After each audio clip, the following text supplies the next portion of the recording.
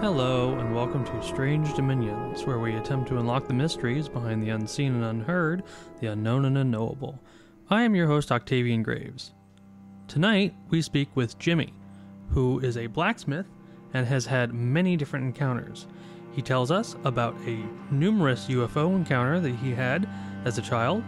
It connects to a Bigfoot encounter, and then later, he describes some strange fairy and elf encounters while working in his blacksmith shop. If you've seen something strange or unusual, such as a cryptid, UFO, spirit, or anything in between, please send me an email at strangedominionspodcast@gmail.com. If you are enjoying the content that we are making here and want to get exclusive episodes, merchandise, and more, you can become a patron for just $4 a month.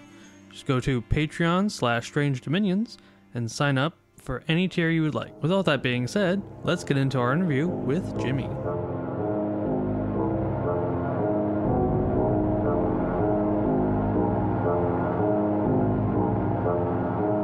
All right, tonight we are speaking with Jimmy. How you doing, Jimmy? I'm doing great. How are you folks? I'm very glad to have you on. Cool. Now, you are a blacksmith.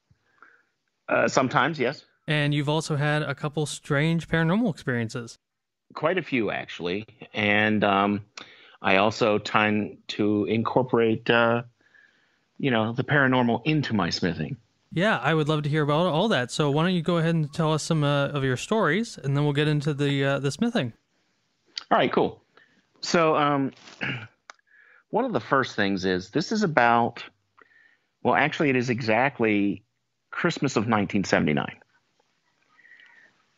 I get a telescope for Christmas. This is my first telescope. And I'm going to tell you about this part because it's kind of strange too. My dad and I, we go out and we look at the moon, and it's a full moon, right? And I'm looking through it, and I had looked through the moon before with binoculars and other folks' telescopes, but never my own. And what I see flabbergasts me. Now, my dad doesn't seem to see it, but I see it. And I played and adjusted and couldn't get it to go away. But the moon looked like it was faceted like a disco ball. So, and when I say that, it wasn't like it became like faceted. It looked like, for lack of a better term, someone had set up like a shield that had tessellated it into that fashion, because you could still see the moon behind it, but it looked like whatever the faceting was in front. And I was just like, well, that's kind of weird. And Dad doesn't seem to notice it. So, maybe I'm kind of nuts, which, when you see stuff like that, what can you say? So I put the telescope away for a while. And I'm telling you this because it kind of feeds into where we're going. And that was it for that first kind of experience with that. But sometime in the spring, I know it's about that because it's green. And even though I didn't like looking at the moon through the telescope, I would use the telescope to look across the valley to the other side of the hill and see the trees and the birds and whatever was on the other side of the hill. And so I was out on the front porch doing that one day, and I had my first UFO experience. And what I saw was a craft. It was silver. It was disc-shaped, and it had one fin on the end. And when I say disc-shaped, it had an extremely flat bottom and with a very low dome drawn on top of it. So the front was very pointy, but not in a way that most aircraft were. And I knew what aircraft looked like. I had seen all of them at that point in time. In fact, one of my hobbies was correcting adults who got aircraft wrong when I was a kid. Interesting. Okay. So I knew what jets looked like. I knew what all the I knew what all the common jets that were around, what all the common prop planes were, what all the helicopters were. I had seen most of the blimps by then. So I knew what stuff in the sky looked like. I'd never seen anything like this. And it was so big that it actually took up a third of my field of view. That's how big it was. And it went from west to east, and it had absolutely no noise whatsoever. And it took about 5 seconds to go across the top of the valley and disappear behind the hill on the other side. And that was the first UFO sighting. So I don't know if you have any questions about that. I do, but I know that you said that the most of your stories are interconnected, so I thought I'd let you tell all of them, and then we can kind of review. Oh, okay, cool. So the next thing I remember is I don't know the exact time period. I think it's more in the summer because you could tend to stay out longer in the summertime, and your parents wouldn't get mad at you. And this one, we had multiple witnesses. I had my best friend, his older brother, and our older neighbor from across the street. He was like in high school or had just graduated. I don't remember which, but he was like way older than we were, by about 8-9 years. And we four were sitting out in the side yard, looking up at the sky. And what we were seeing, and it was way up, it appeared to be really up high, is we were seeing stars that would blink in and out of existence. They'd appear and they go out. And then another one would appear and it would go out, and it would be in a completely different place. And then after a while of looking at that, what happened is one star kind of split up into 3 lights, like in a triangular shape. And it had 2 other triangular shaped companions. So there was basically a squadron of 9 lights. And it was basically on the left and looking up. And on the right, this other thing happened where one of the stars kind of flashed out really bright, and it divided up into like 8 lights in kind of like a circular pattern. And then there were 3 of those that kind of got together. And it was like they were having a war in space, because you would see something come out of like one of the triangular shaped ones, and it would go over and hit one of the round ones, and it would disappear, and vice versa. And it went on for like 15 minutes, kind of a back and forth kind of, with them maneuvering and firing, but there was absolutely no noise. And then, as soon as it happened, it disappeared and stopped. And then we all went into the house and went our separate ways, essentially, because by that time it was rather late and it was time to go home. So after those 2 UFO experiences, I began having this strange dream. And I don't normally remember my dreams unless they reoccur. And I've heard from other folks that sometimes a reoccurring dream can actually be an experience. So I don't know if this is true or not. But what would happen is I would be lying in my bed. I would rise up through the ceiling, up into the sky. I would float up over the hill behind our house. And I would go to this basically it was like a caldera almost. It was this huge sea.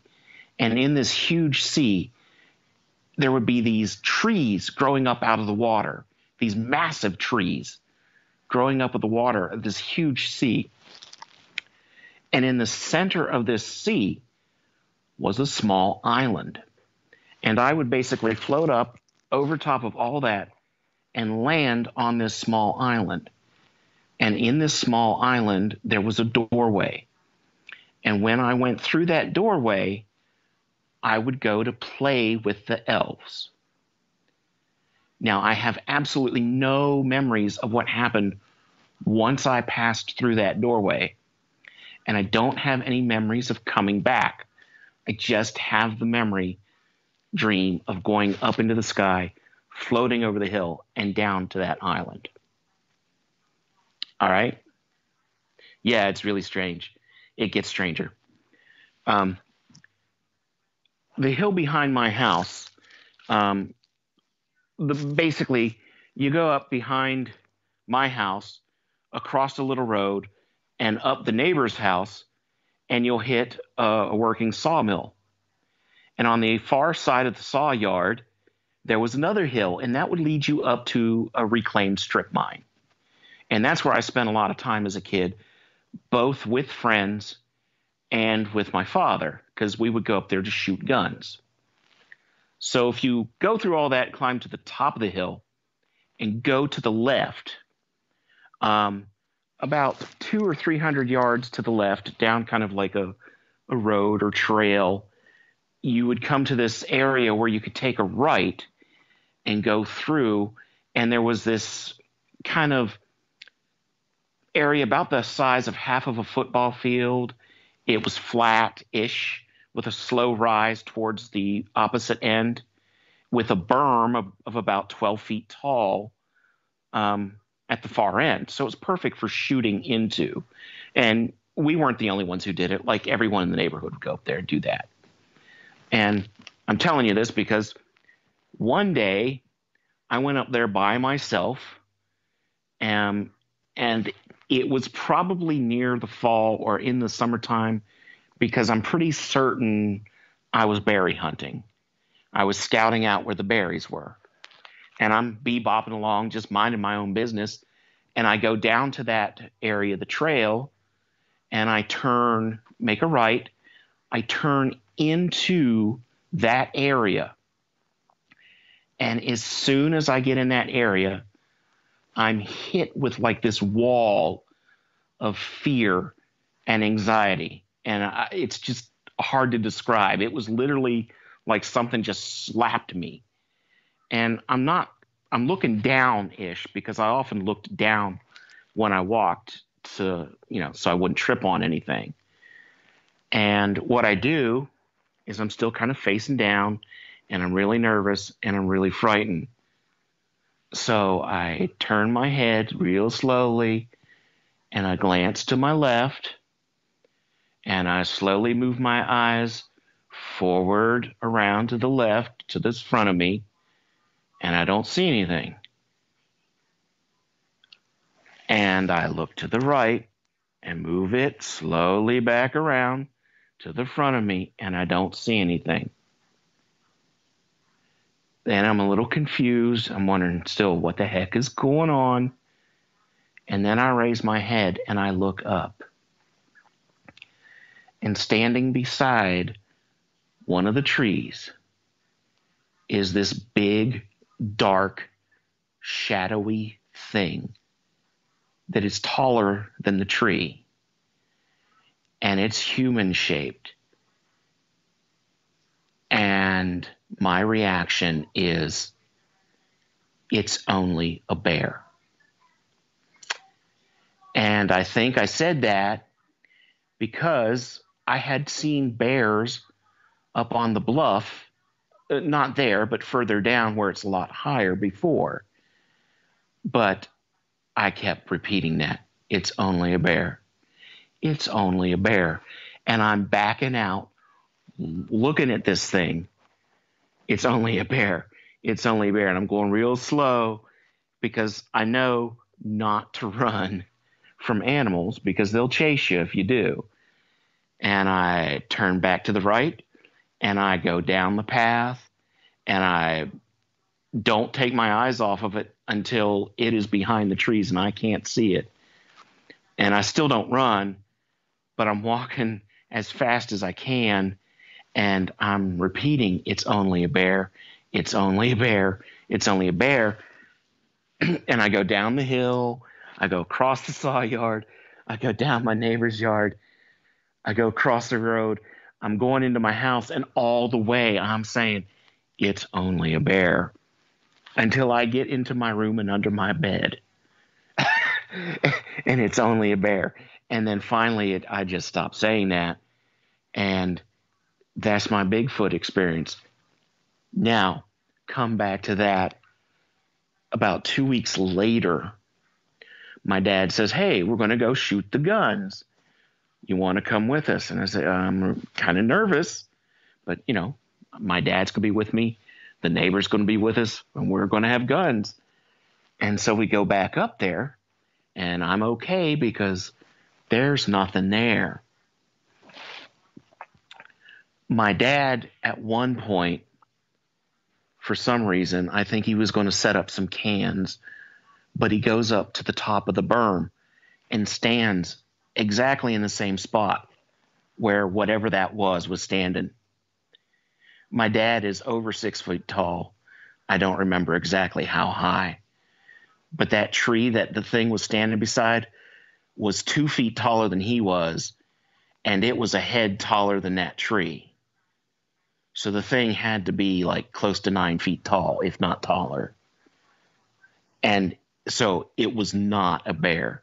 There are no black bears in Maryland that grow that big, ever.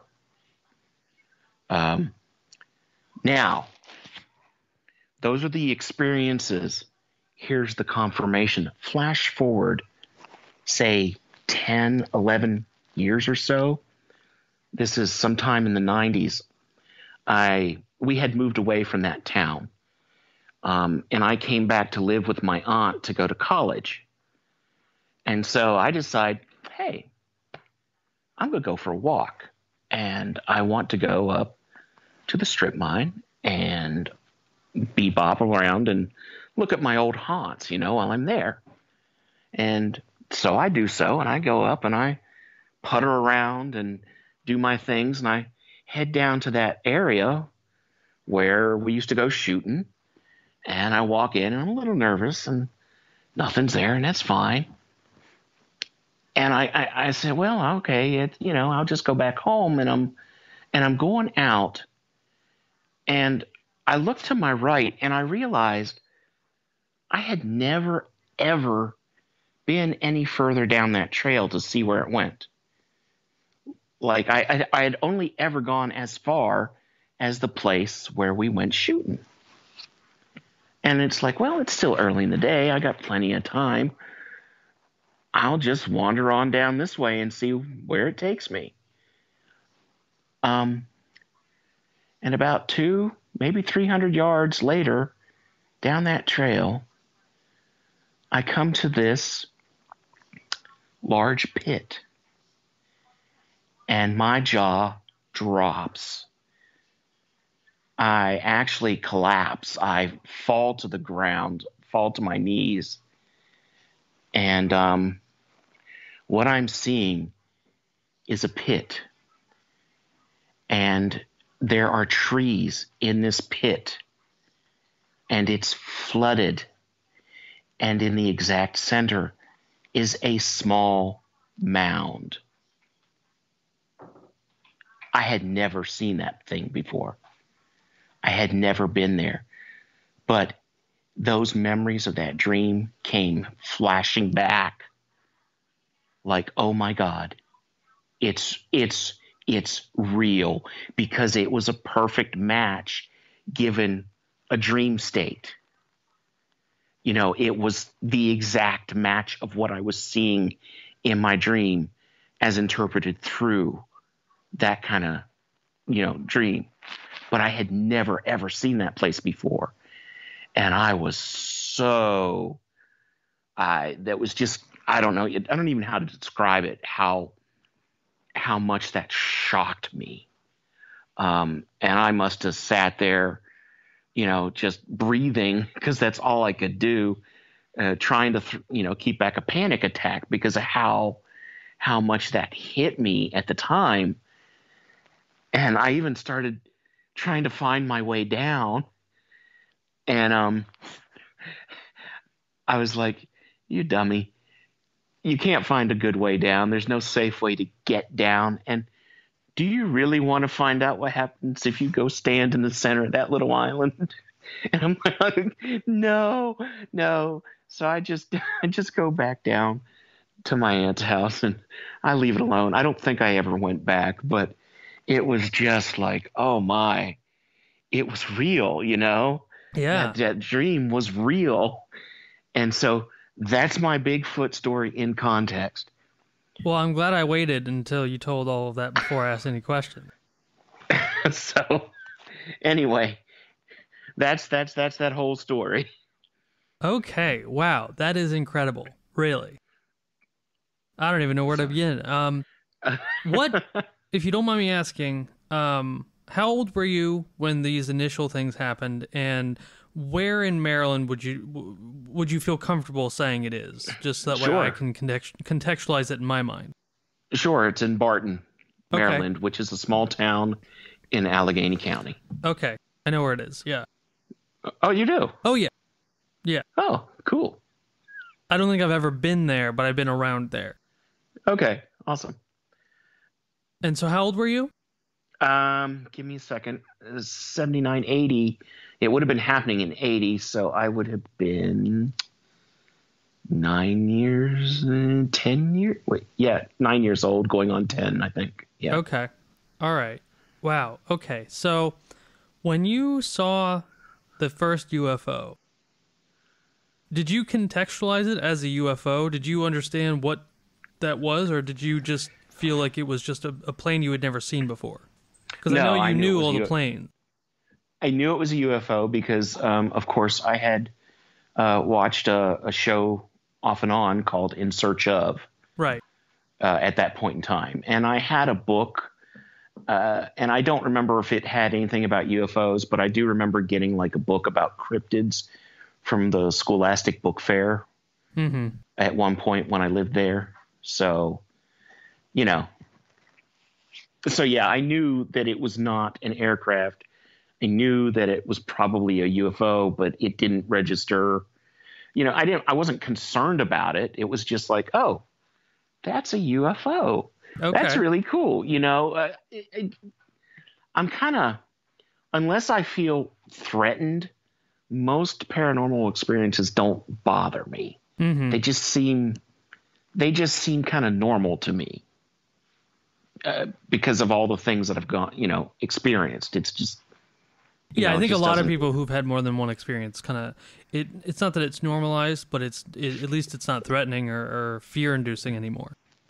Yeah, well, some of them are, but they're not. The level for that. It's not. It wasn't because it's the middle of the day, and I didn't even think about abductions or anything like that at the time. It was just like, hey, that's a UFO. Yeah. So And so that night that you, or the night after you saw that first UFO, was that when, did you have any dreams about anything weird then, or was it only after the second one? I don't actually remember. See, that dream. That dream occurred while we lived in that house.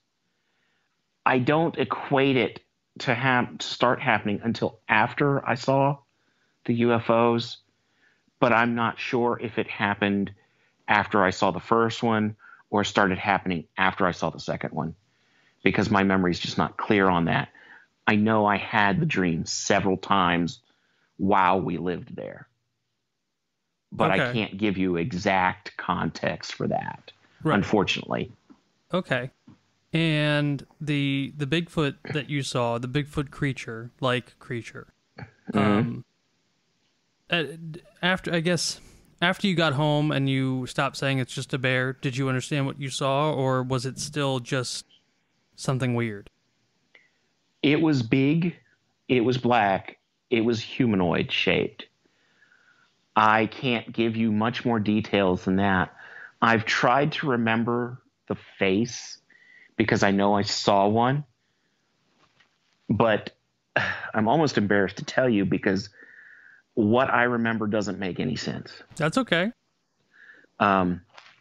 So when I think of the face of whatever it was that I saw, there is this character in the original series Star Trek episode called The Gamesters of Triskelion, and he's kind of a bestial looking character.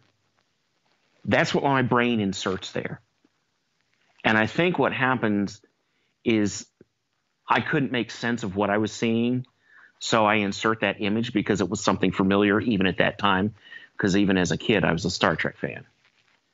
Okay. So I can't give you an actual description of what I actually saw.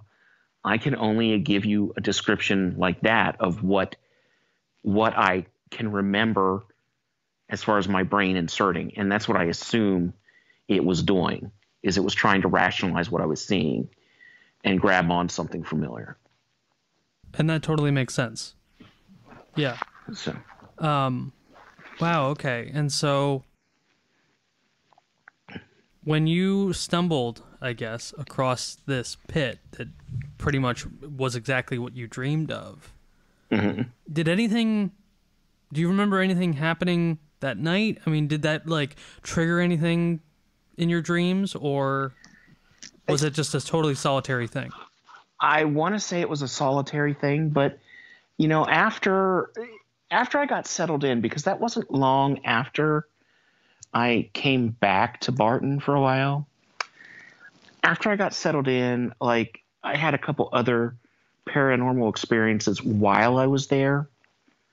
They didn't involve that pit though. It was the opposite side of the hill that I had a reoccurring dream about the opposite side of the hill. I had a Hat Man visitation or two. And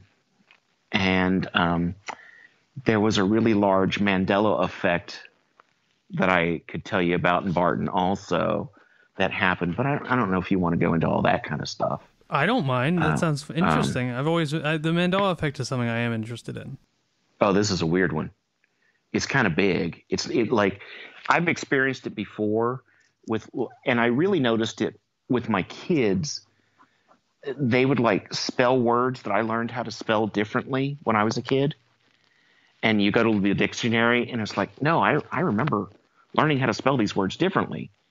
And you go to look like the dictionary, looking up, and sure enough, I'm spelling them incorrectly. And I can't give you a specific word, but you know, I've had a lot of those minor ones like that. But this one was really big. So growing up in Barton, there was always this like legend, and I want to say it was a legend. I don't know how true it was. You know, of like we had like a crazy hermit who would be seen, you know, in town, and the adults would just say, "Stay away from him." They'd point out this one guy, and it was always the same guy, and he just looked like a little old man walking with a cane, and you know, he wore the same clothes as all the old folks did. He didn't look any different to me as a kid. And you'd see him, but he lived on kind of like the south side of town in, it was either an old mine or a cave, and there was like a logging road going up to it. So I assume more than likely it was an old mine shaft, because Barton had a lot of old mine shafts. It was a mining town. And as growing up as a kid, you know, he was there and he was pointed out, and I remembered that. And like when you drove out of town on the main highway to go south of it, you could look across the creek and on the other side of the hill, and you could see this opening. There'd be a dark patch on the hill where that opening was, and you could see the road that would go up to it. And he's, you know, don't go there because that's where he lives. And that was always the thing.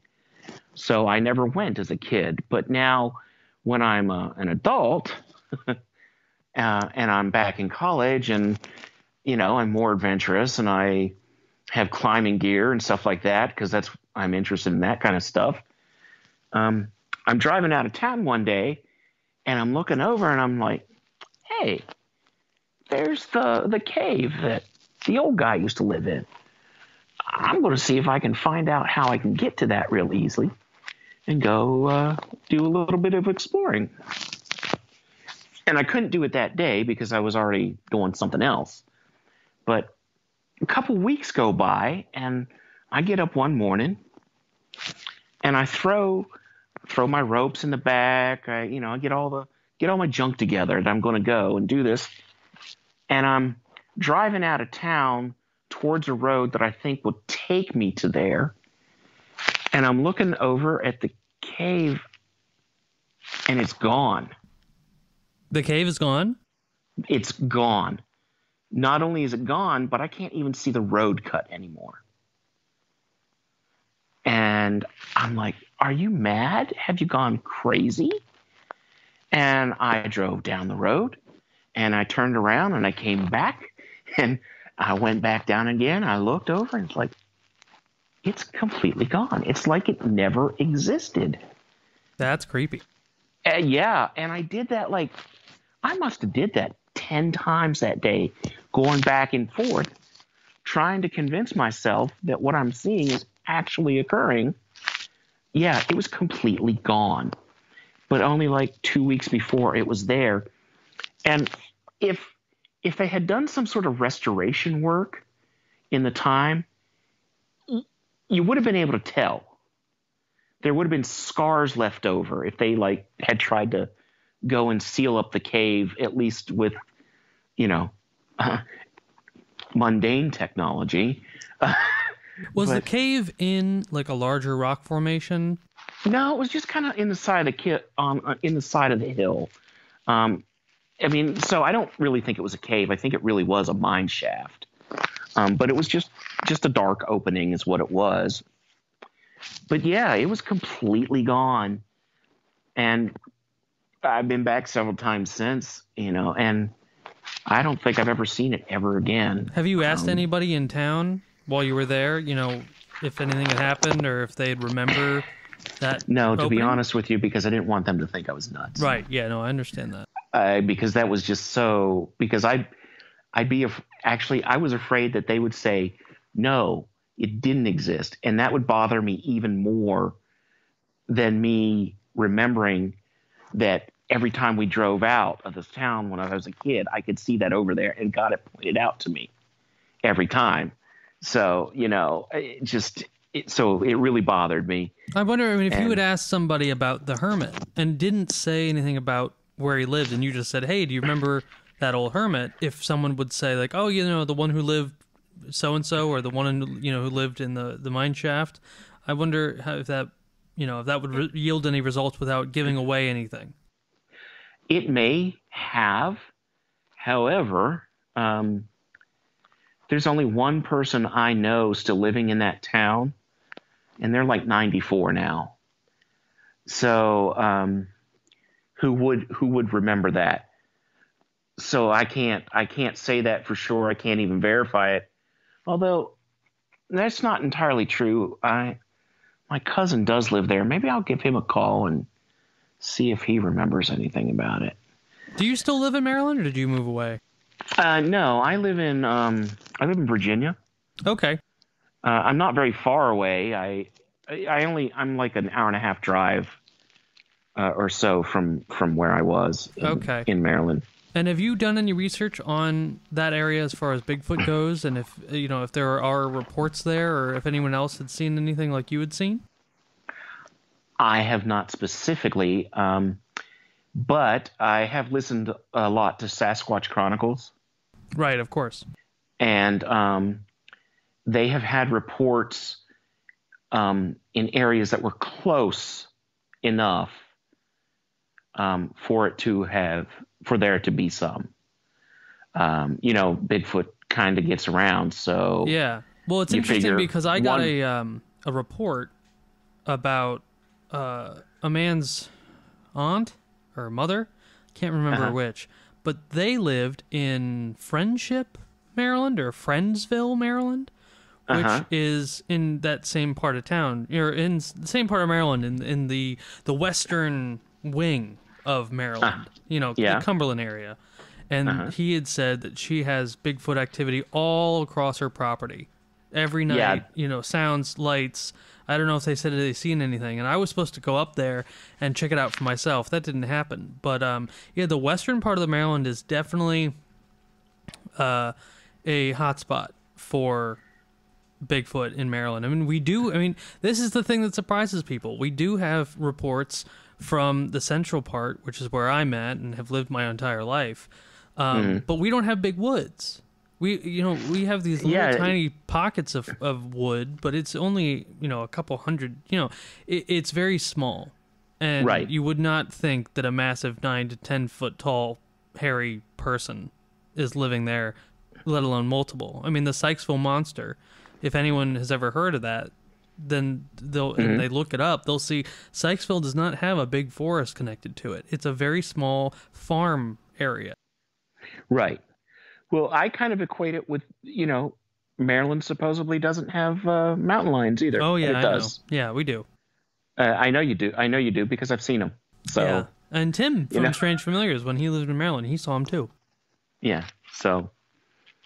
Well, that's so fascinating, Jim. I'm very jealous of you for having all those experiences, especially as a kid, because when I was a kid, I didn't see anything. I saw squat, or experienced squat, Oh. I didn't start really seeing stuff until I went out looking for it.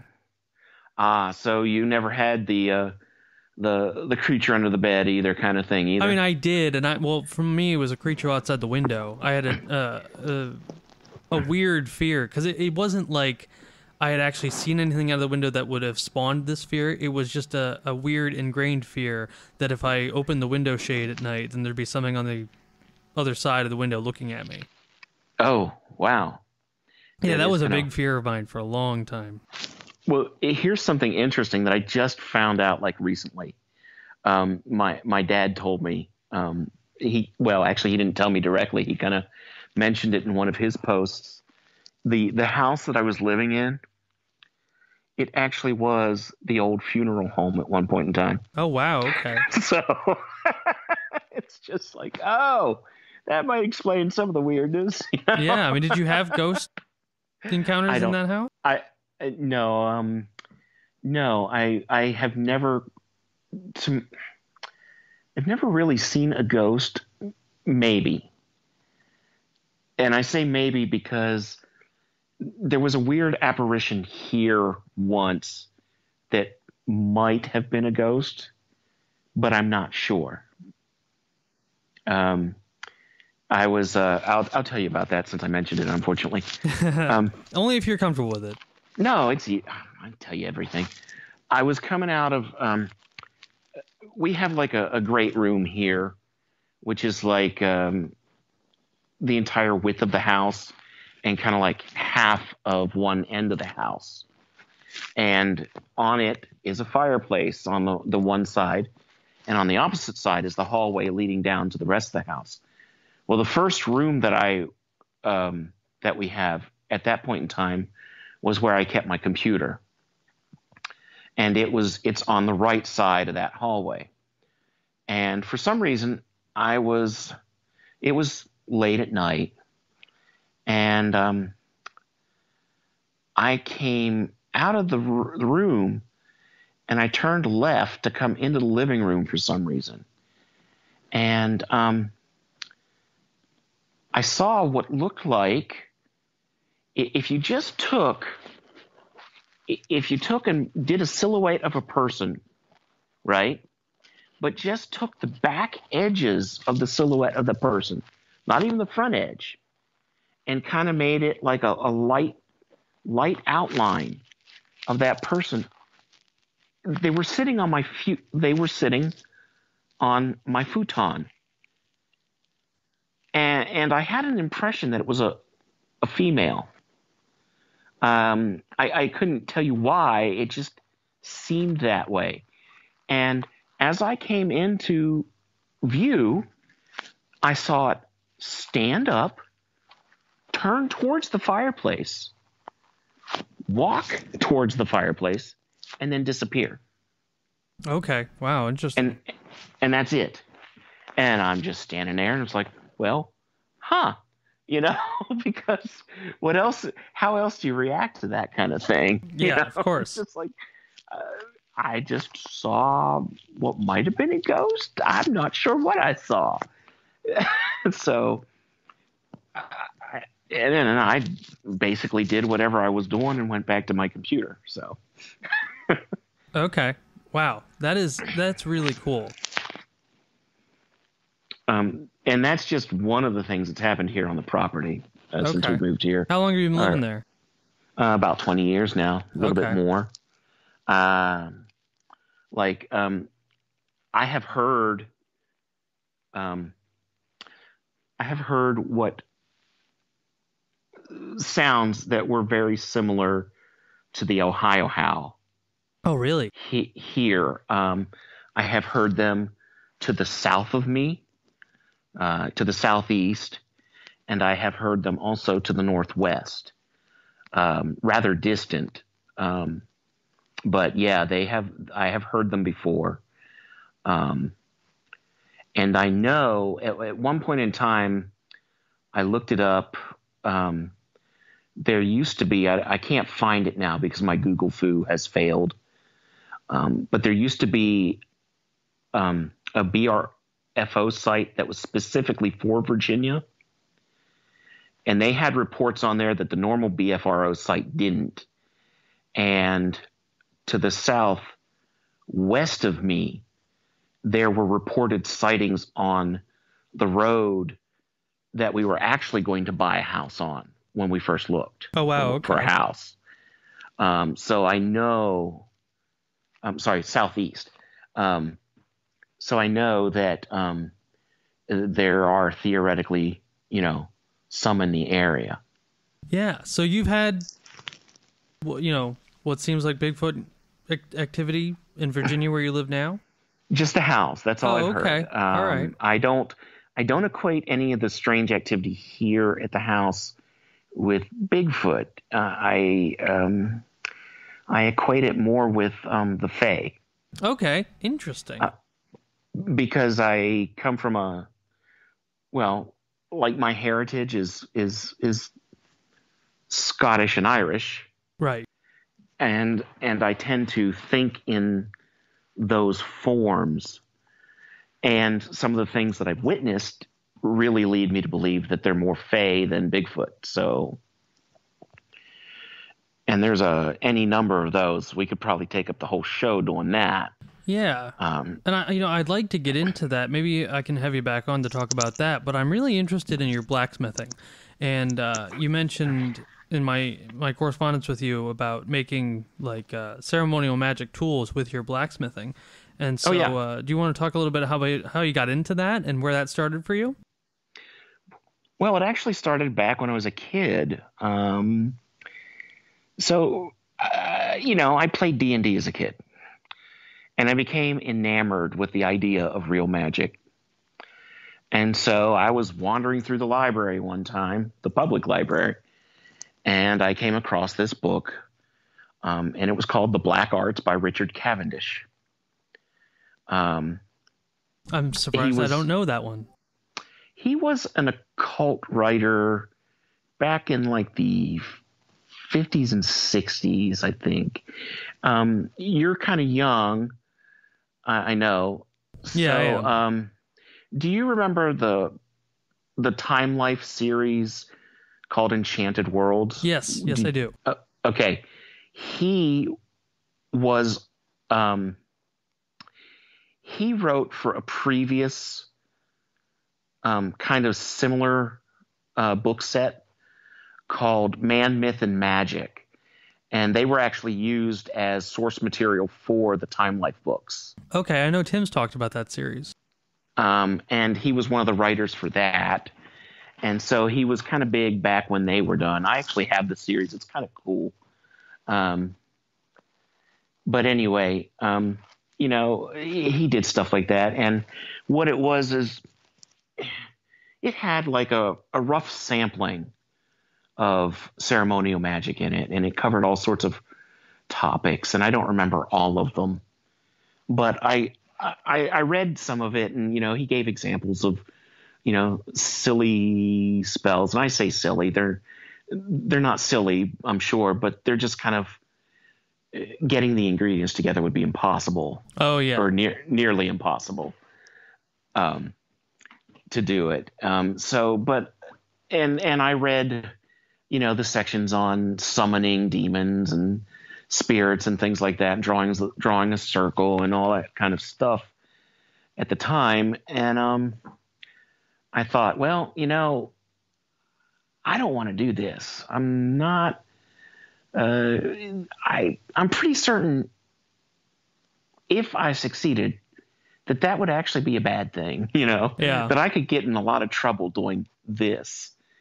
But what I could do is I could make things, and I've always been interested in making things. So, I don't know if you had read my post about the staff. I actually just saw it today. Yeah, so I followed the prescription for how to make a wand, but I used the same kind of technique on my staff. So, and basically the instructions were, go out into the woods and find a tree that calls to you. And when it calls to you, mark it in such a way that you can find it again, and then wait till the summer solstice. And, at the rays of the sun at the dawn on the summer solstice, you're supposed to one hack with your athame, cut the wand off. Well, I'm sorry, I used a whole tree for mine because that's how big it was. But at the same time, I could not one hack it. So, I did as much as I could. And I said the prayers that were listed at the time with it and all that kind of stuff. And so that's how I got in to making tools for folks and myself. And pretty much I followed a very similar pattern for any kind of wand making that I do now, which I still do because that's actually one of my favorite things to do is to make wands for folks. And I'm not talking about just sticks. I actually make wands, works of art that have, metal and stone, and I wind spells around them, and there's, all sorts. I go through all sorts of processes to make these things. But that's basically how I got started, was making my own staff. Well, that's and my really own cool. Tools.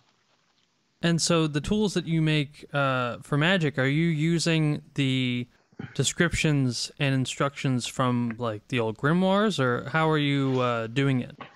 In some instances, yes. Not always. It depends on what it is, because for a while I did it for people. So if someone said, hey, I want you to make me this thing, and I would prefer that you did it in this fashion, and basically making it with their instructions, then I would make it as close as possible to those instructions.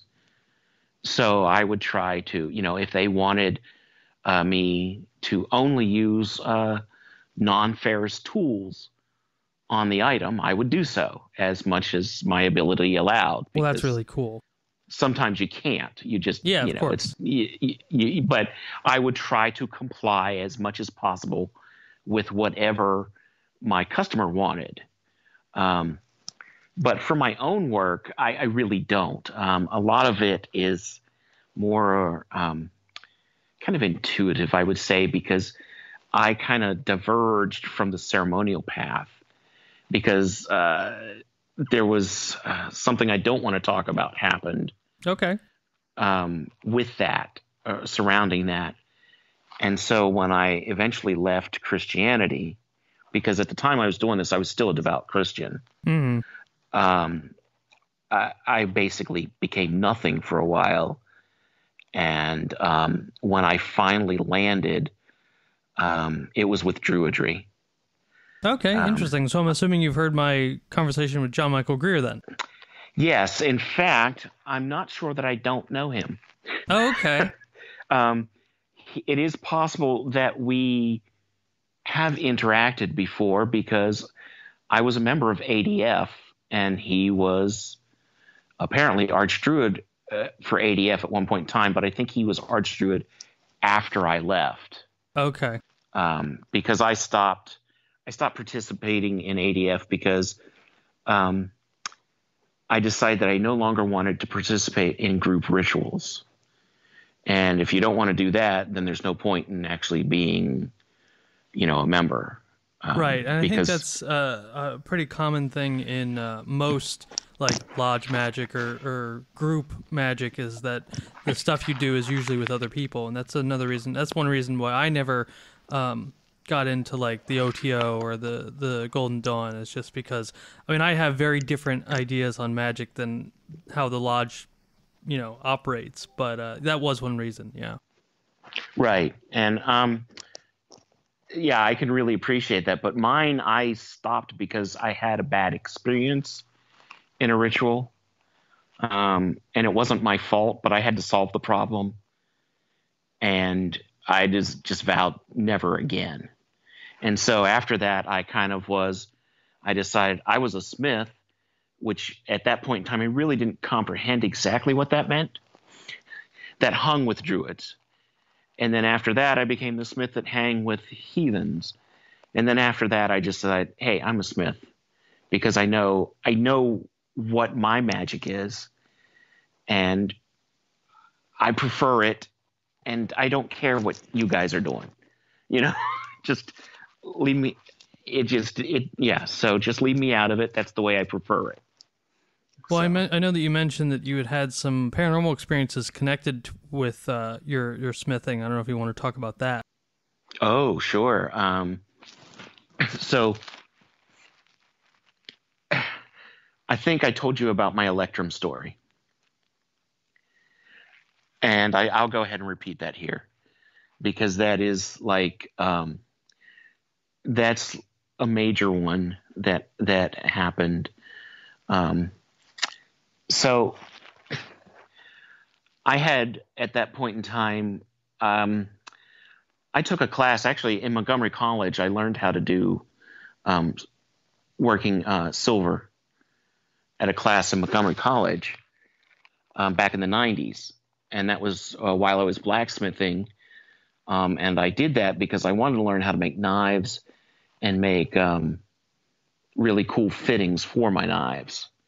I didn't like the whole stag handle stuff that the folks that I was learning blacksmithing from were teaching me to do. It just wasn't my style. And and then I found a master to teach me how to make jewelry for real, not just the basics from a class. And so by that point in time, I had learned how to alloy things and were making my own alloys. And I decided I wanted to make Electrum because one of the things I noticed in much of my reading, and you can't find much, you really can't find much material on it. It's like little blurbs here and there. And most of it you actually find it's most prominent like in archaeological texts. So like you find it a lot in, say, Egyptian artwork, in their funerary art, where it specifically says, and this funeral mask was made out of electrum, not gold, but electrum. And they differentiate that in the archaeological text, and it's really specific. It's always for either funerary or religious objects. And I kept wondering why that was. And then I stumbled across one of the Llewellyn books. It's like Cunningham's book on crystal, gem, and metal magic. And I read his little blurb on electrum in there. And I said, well, that's kind of interesting. I'll go ahead and try making some. So I'm sitting in my master's shop, and I didn't make very much because even back then, gold was really expensive, and electrum is a combination of gold and silver. And so I made basically 2 penny weights, which is about which would be exactly 48 grains, which is about the weight of a standard penny, U.S. penny. So that gives you an idea of how much I made the first time I made it. And I had melted everything together, got it all combined. I let it cool to where it solidified in the crucible, and I dumped it out on the shelf to cool a little bit longer. And when I reached for it, I did with my left hand. I don't know why, I just did. Because I'm not left-handed, I'm right-handed. And this massive jolt of energy leapt from the electrum up my arm, and I dropped the electrum immediately. So it wasn't electrical, like if you get a jolt from electricity, you tend to grab onto something and hold on to it. I can't describe it any more than that, but it traveled up my arm, and it was rather painful. And I was like, what the heck is this?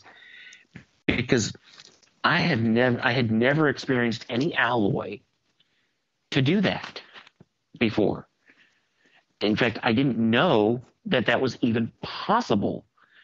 And I finally, at that point in time, that's how I figured out why it was called electrum.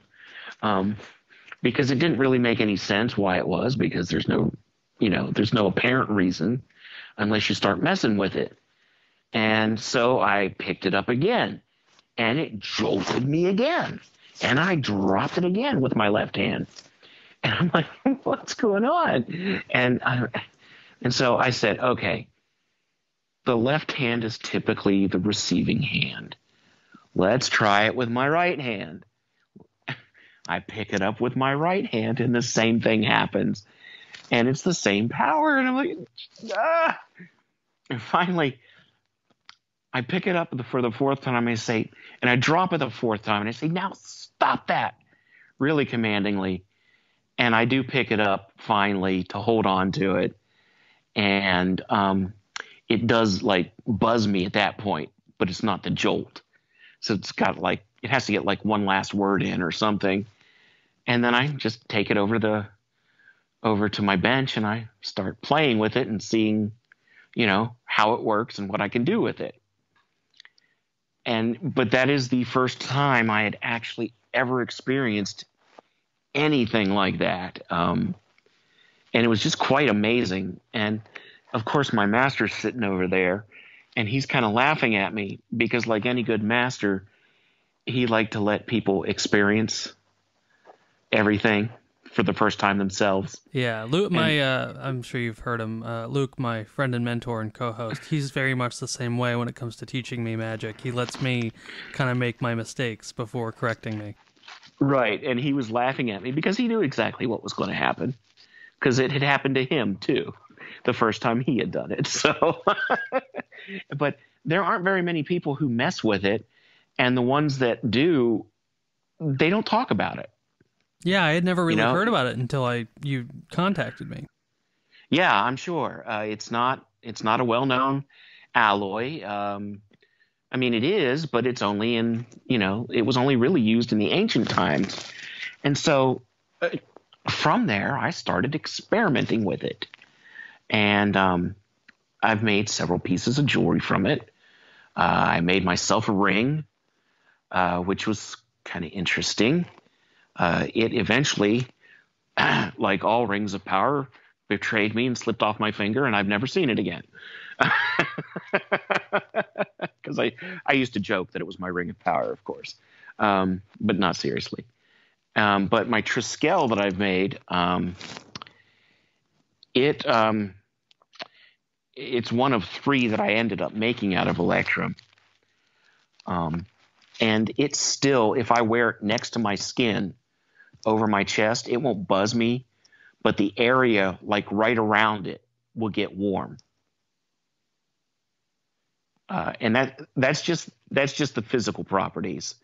There are some other metaphysical properties that I've noticed from learning how to use it. But the physical properties, the fact that it has physical properties is, I find, more interesting actually than the metaphysical properties, because things that manifest in the physical world so that other people can detect them is more important to me than the fact that, it lends power to what you're doing, which it does. It really does. I have a wand that is tipped and cored with it. And every time I have used it, the wand in an operation, it has been successful. And I had never had a tool do that before, that wand. In fact, I sometimes I am leery when I bring it out because of that. I don't do magic per se to do an effect on something very often. It's just not my style. I prefer to make the tools and let other people do what they want with them. That's just me. I don't like actually using magic very often, so I don't. But every time I have used that wand, and it's been about 6 times, 6 or 7 that I've done it, it has brought about the result that I wanted. Not necessarily in the way that I wanted, but it has brought about the result I wanted. Because you know how magic is. Yeah, of course. You're giving me a lot of ideas. I think I need to get something with Electra made from you, because I have some ideas about that. Just out of curiosity, I don't know how much you want to talk about the magic that you do. If you don't mind me asking, do you work with spirits? Does that is that involved in what you do in the esoteric arts, or is it something not involving that? Probably not in the way that you do. So my shop, I consider my shop a holy place because it is where I most feel close to deity. So when I'm making things, that's my experience of what I would call deity. Okay, I understand. And so I have a ritual when I go out into the shop, or I did when I used to go out into the shop. I don't do it anymore because I'm blind. I don't really do that as much anymore. I would basically go out and I would open the shop. And what I mean by open the shop is I'd perform this ritual every time I went out. I have a shrine in the shop that I would light a fire in the shrine, and then anytime I lit a fire in the shop, that fire was lit from the shrine. I'd burn some incense. I'd call in some various smith deities, and I would also call in the people of the smith. And what I meant by that was any spirit that wanted to help out was welcome there at the time. So that's how I work with spirits. I don't call them like I don't try to bind anything into something because I don't feel right about doing that. But I don't mind asking for help from spirits. And so, I would give offerings and things like that and ask them to help me with my work and whatever I'm doing, especially if I was doing work that was magical in nature instead of just mundane. But even the mundane stuff, every time I'd go out, I opened the shop. And most of the time, close it when I leave. Sometimes I'd forget to. But anyway. That's really interesting because, the ceremonial stuff, and I've been open about this, I haven't done any true ceremonial magic yet because the place I live in, I'm not able to do it. I don't have all the tools yet. I'm still preparing for my first big, evocation. And in that aspect of my practice, I'm sure I don't mind binding things in that sense just because I have a different view of it than a lot of people do. For me, it's more about the way that one would have a relationship with an employee rather than, anything as authoritative as I think a lot of people view it. But in my more, what I would call my mysticism practice, which is not so much about getting material results as it is more of a spiritual thing, when I have an area that I want to go investigate for Bigfoot or for just anything paranormal in general, I will, and I've been doing this now for a couple weeks, I will go to that place during the day and I will make an offering to the spirits of the land and say to them, like, hey, I'd like to use this place to see what kind of weird things are here. If you don't mind, I'd like your permission, and if possible, maybe you could come help me and be with me when I'm doing this, and that's just my way of being as respectful to the land and seeing what kind of assistance I can get from the spirits that are there. So, and I would like, if this show has one goal, one mission, it's that I want to impress upon people that you don't have to be a magician to do magic or to use magic in your daily life. And I'd like to see more people that are into the paranormal incorporate very, what I would call like sympathetic spirit magic of just, going to a place that you want to investigate, making offerings and doing a little invocation and say like, hey, I respect you, I'd like you to respect me, and I'd like you to help me out and be a part of this with me. So yeah, no, I totally understand that, and I think that's a really cool idea. Yeah, I have an example of that too here. When we first moved out here, my house, the front of my house, basically faces magnetic due east. It's not true east, but it's magnetic due east. And then to the north is a patch of woods. The front is the lawn, and it basically extends out to the road. But to the north is just a small patch of woods, maybe an acre worth. But kind of like in the center of that small patch, there is almost a circle, about 30 feet in diameter, maybe. And when I first came here, I was like, oh, I found this. And it's like, wow, this is great. We could use this as a ritual spot, because I was still participating in ADF at the time. And we had a grove. And I thought, wow, this is great. This is convenient. Because at the time when we moved in, there was only one other person across from us. And that person was just a weekender and wasn't always here. So there was not going to be any grumbling about us doing a ritual occasionally. So I brought the grove out, and we did a small ritual in that spot, basically asking if we could use that space as a ritual. And part of the ADF ritual structure is, of course, taking an omen. And our omen reader drew the omen, and the response was basically not no, but hell no.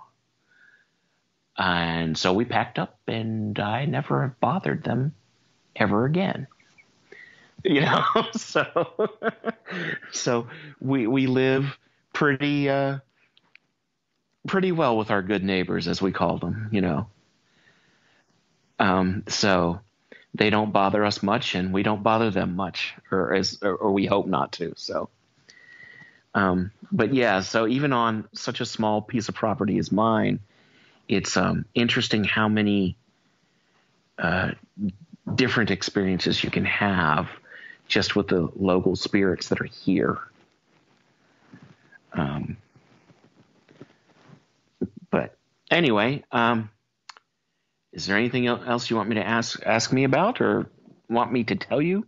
Well, if there's any other stories that you would like me to know, I would love to hear them. The only question that I have is, if you were to go back to the area where you had your Sasquatch experience, would you be able to? Would you be able to know? Would you be able to, like point me in that direction, or know where to show me where that all happened? I'm blind, so no. I can't see much of anything anymore. But the short answer to that is no.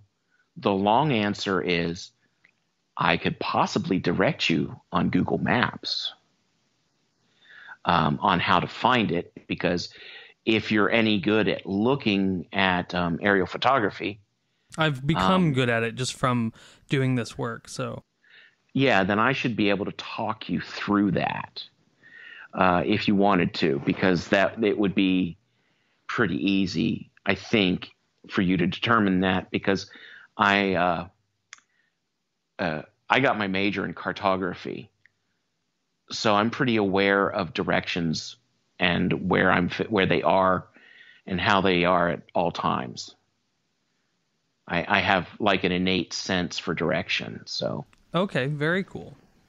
Well, yeah, I would definitely like to work with you on that, because I'd like to see where you know, and see what I could experience from that area. yeah, I don't know if the sawmill still exists, because I haven't been back there in probably 25 years. I would imagine that it does, because things change slowly in that area. But even if it didn't, you should be able to find the area, because I doubt that they would have developed it into homes, because it just wasn't good land for doing that. Well, I'm looking on Google Maps right now, and to the west of Barton, there's the Western Maryland Lumber. That might be it. I don't know. It's if you go to Barton, and I don't remember the name of the road. I think it's 36 that runs through Barton. You take the old 36 out of town, and as you're going out of town on 36, the first left would be Walnut Street, or the last left going out of town would be Walnut Street, and that's where we used to live, off of that street. So if you can find that street, and you can find the lumber yard above it, basically it would be kind of like 2 streets above it, or that's the way it might appear on Google Maps. Up from there and up in there, that's the strip mine up in that area. All right. Yeah, I think I'd have to verify it with you, but I think I found it. Yeah, J.R. Connor logging. That's one of the things that comes up. That's probably it then. Yeah. Okay. Very cool. Well, like I said, was there any other experiences that you wanted to share? Sure, I can go on as long as you want me to. Yeah, I mean, we'll probably cut off at 1:30, in about 20 minutes, but yeah.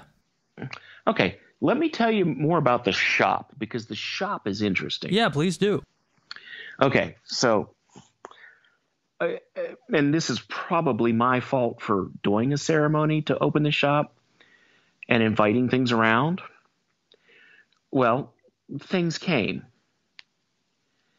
And so this would happen quite frequently. And looking back on it, it's not a negative thing. And I'll explain why later on, after I finish the story here. But there would be times, and like I said, this would happen quite frequently, sometimes 2 or 3 times a month, maybe more. I would be sitting in the shop, and I'd be working away. And this is when I tried to actually make a living as a jeweler. That didn't last very long, because we had too much debt and other stuff. And I'd be working away anyway. And the way the shop was positioned is that I would be basically facing west. And I know you like to know directions because of the way the spirits manifest and stuff. And so you could read into this whatever you want to. I was facing west. That was where my primary bench was that I worked. Right behind me to the east, I had a bench that was more sturdy. And it was literally right behind me. I could spin my chair around and do work on it. And I use that for like hammering on stuff and things of that nature where the other bench was kind of flimsy and wouldn't really take that. So I would be working away on a piece, and I'd put my tool down, and I'd spin around to do something on the back workbench, and I'd do whatever I need to do, and I'd spin back around, and the tool would be missing. And I would search high and low. I would look on the floor. I'd well, maybe I put it back where it goes. I'd look where it should go, and all this kind of nonsense. And finally, I'd end up basically cleaning the shop from head to toe, putting everything back where it goes, making it spotless. And I'd go back into the house in a huff and, basically take a break, maybe take a nap, take a drink, whatever. And I'd come back in a little while after I'd calmed down. And the tool, whatever it was, didn't matter what it was, would be laying right in the middle of my bench, on top of the cleaned bench, every time. The tool that I was using that had disappeared would be right there. And this happened, like I said, all the time it would happen. And so I got used to things like that occurring. And the next occurrence was a little more amusing and strange.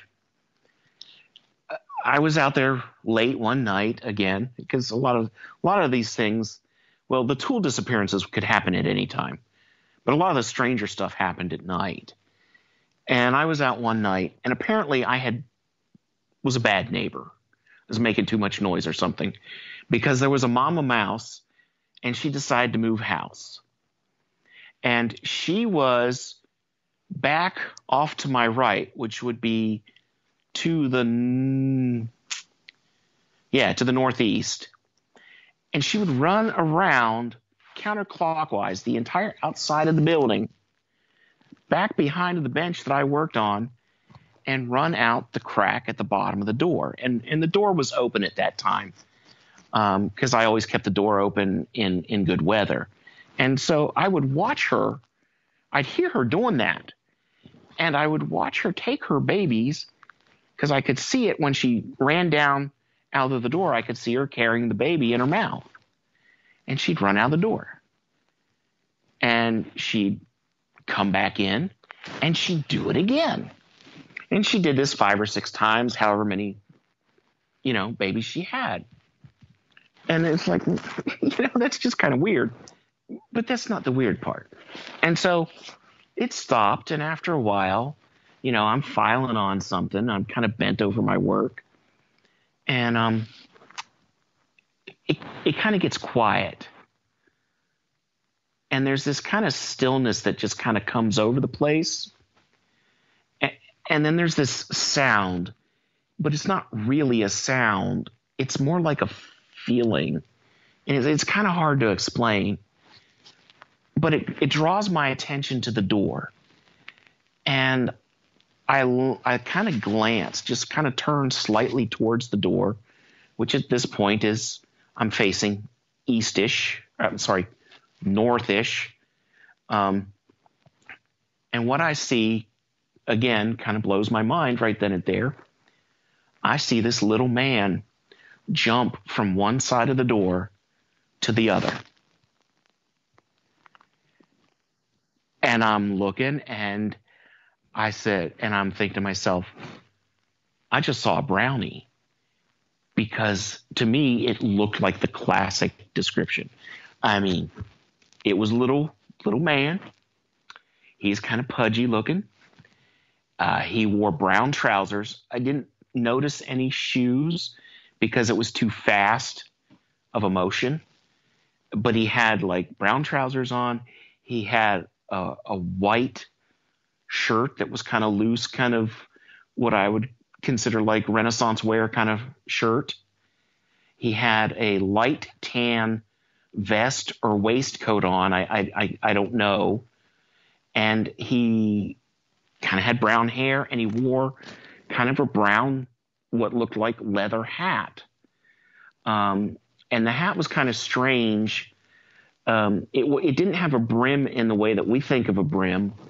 It was like a brim that was kind of like folded up and then back down on the inside on itself. So it kind of made like a high rim-like brim, kind of like a crown almost, but without any points. But it was made out of leather. And that's what I saw in that instance that he jumped from one side to the other. And I was just like, well, that's a first, because I'd never seen that kind of thing before. And after that, I basically stopped what I was doing, closed the shop, and went in the house and went to bed. Because, seeing something like that, I'm not sure what the reasoning was behind it at the time. And it caused a bit of an anxiety, And the next weird thing that occurred in the shop is very similar. It's late at night again. And I know it's late at night because at this time, I'm trying to finish a piece before morning because we're going to a show and it had to be done. And I also know it's late at night because I've got Coast to Coast blaring on the radio. And I'm sitting, and the way my shop was divided or set up, the bench behind me kind of divided the shop into two bays. And the bay towards the front was for my apprentice bench and my casting equipment. And the bay behind was where on the east wall was where I kept the buffing wheel and my finishing equipment. And it really and I had basically a shelving unit on top of the bench that you could see through towards the door and everything, but it basically divided the shop into two. So I was back there at the buffing wheel and I'm buffing away. And again, I hear this I feel/hear this stillness come upon the shop. And I kind of hear/feel the same sound. And I turn my head and I look towards the door, and standing there is a gray alien, like 4 foot tall, and he's just standing there in the door. And of course, I immediately start getting this anxious anxiety breathing, and my heart starts beating really hard, and I'm really fearful. And then suddenly I'm like, no, I can't do this. And so I look at it and I say, you can abduct me if you want, but I'm finishing this piece first. And I say it very forcefully. And then I ignore him. And I turn back and I finish my piece. And when I look up the next time, about 2 or 3 minutes later, he's gone. There's nothing there. And at that point in time, I close down the shop, turn off everything, walk inside, wash my piece off, and I go to bed. And looking back on this, I don't think that any of those manifestations were actually meant to harm me in any way or to really cause me any true anxiety. I think they were sent to help me.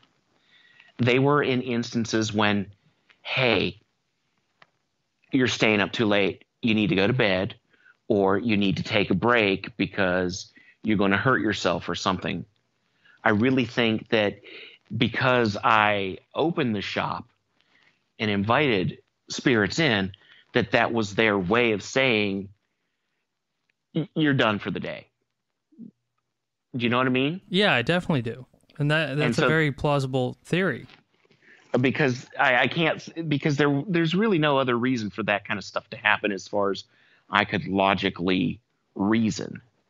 And I didn't want to put a negative spin on it because it wasn't negative. It was just minorly annoying, So that's my crazy shop tales That's really of awesome. the things that happened in the shop. So Yeah, that's really cool. Now, I have a question, and it goes against what I know about how spirits react to metal. But obviously, spirits are not a big fan of iron or steel. But I have to ask, do you feel that at any point the spirits that you were inviting into your shop took a liking to certain pieces that you were working on and either decided to imbue them with their own power or maybe attach themselves to some of your pieces? Do you feel that that's even a possibility? For whatever um, reason, I couldn't think of a reason why they would do that, but it's just, I don't know why, but that question came into my head, and I felt like I needed to ask it. it is possible. I'm not 100% certain. Um, when you're working in that fashion and you ask things to help you and you're trying to imbue it with certain virtues, um, you would almost think that something would have to lend something of itself for it to be effective. And I do have an example of that. Another shop tale, if you want me to tell it. This one with one of my apprentices there to witness it, which makes it even better because and this person also has witnessed the fact that people slightly to the north don't like visitors. So that's cool.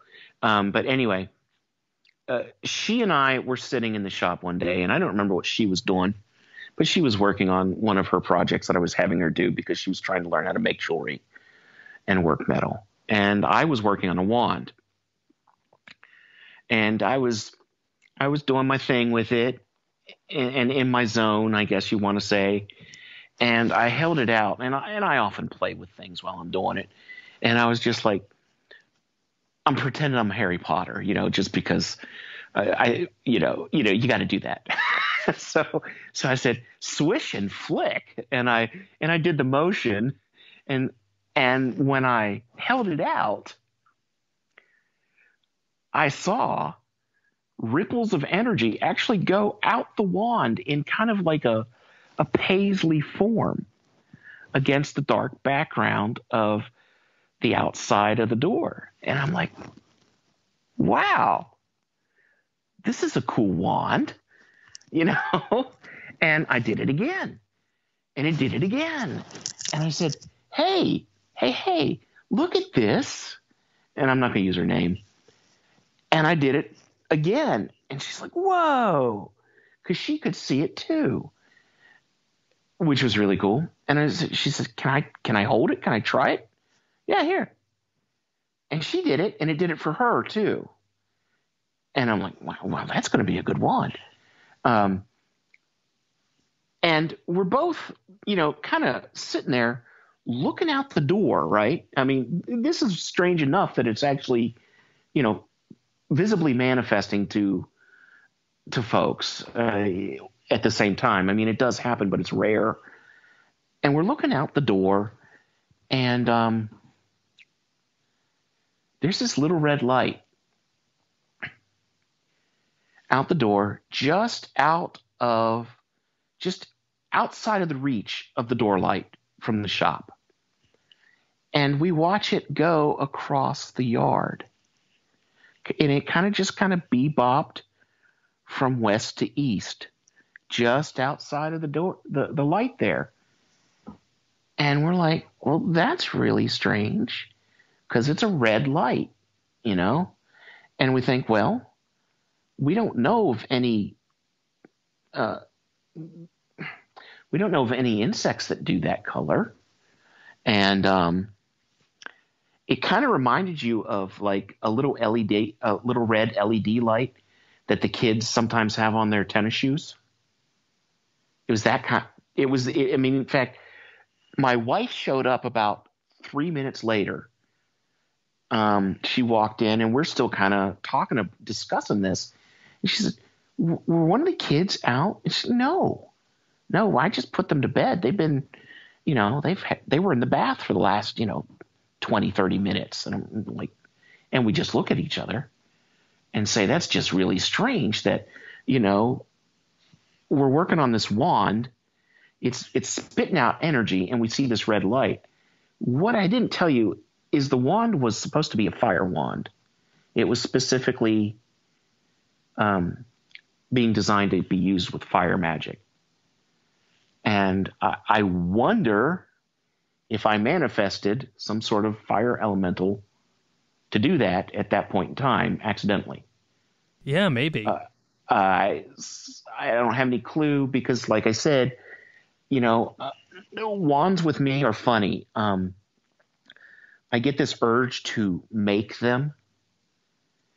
And that's about it. I get the urge to make them. And I rarely use them. And a lot of times they'll sit on the shelf, and eventually the right person will come along for them. And when I know that person, half the time I just end up giving it to them. I don't even sell it to them. It's because the wand was made for them, not for me.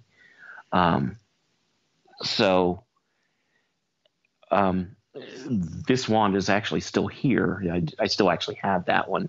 It's not the one I use, but it's still interesting that one, in its unfinished raw form, was quite interesting in manifesting things at that point in time.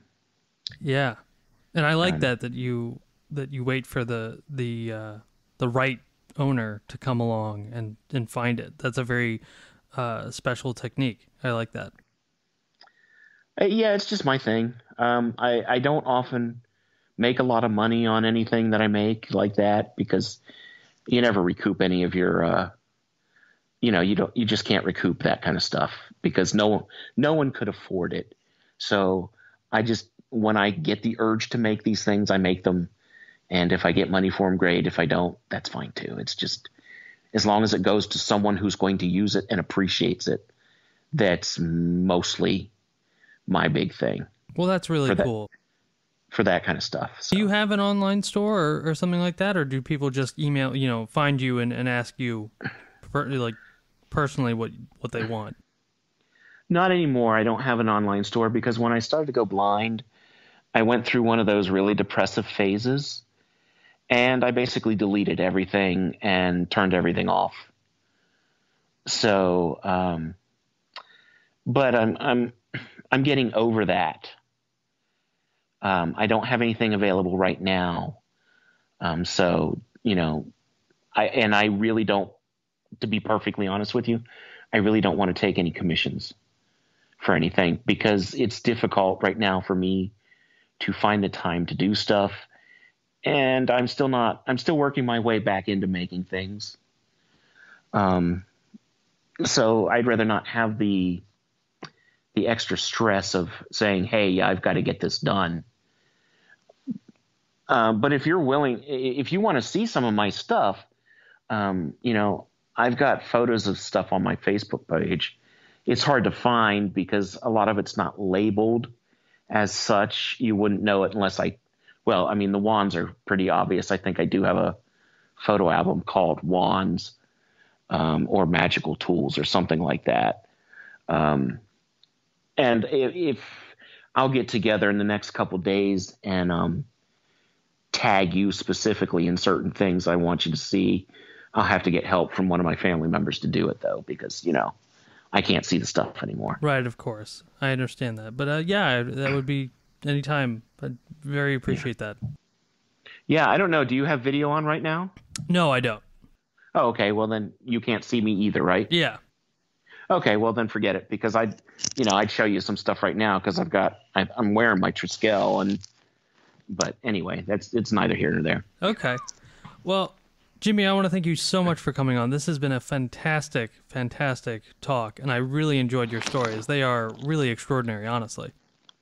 Sure thing. Let me know if you want to ever hear any more of them, because I got plenty more. Oh, I definitely will. So I really like talking to you. And if you just want to call up and, just talk to me about whatever, Oh, even off the absolutely. air, Yeah. I'm open for discussions on anything that I can help you with in your own magical path. Well, I really appreciate that, and the offer is extended to you as well. If you ever want to call up and just say, talk about anything, I'm always ears. Cool. That's great. Yeah, well, Jimmy, thank you so much. All right. You have a good evening. You too.